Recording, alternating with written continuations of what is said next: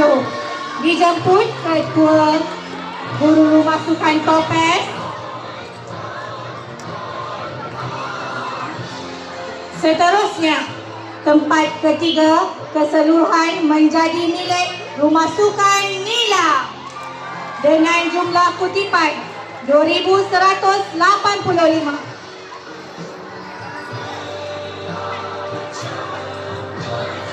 Antara tempat pertama dan tempat kedua menjadi milik siapa agak-agaknya pada tahun ini? Mana sorakan Rumah Sukan Delima? Cikgu tak dengar? Okey. Mana sorakan Rumah Sukan Topes? Adakah Topes bakal mengulang sejarah pada tahun ini? Atau Nilam, Delima ataupun Zamrud? Johan keseluruhan bagi Pertahanan Sukan Kesuta 2026.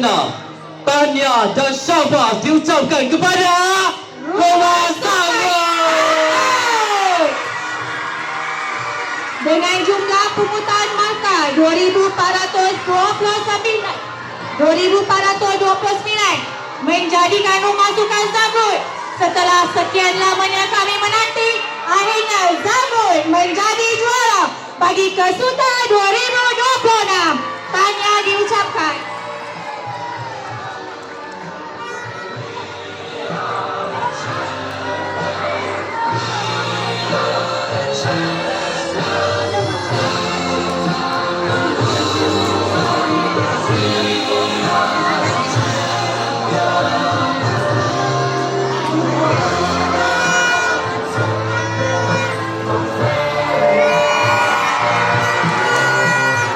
Tahniah dan syabas diucapkan kepada Rumah Zamrud.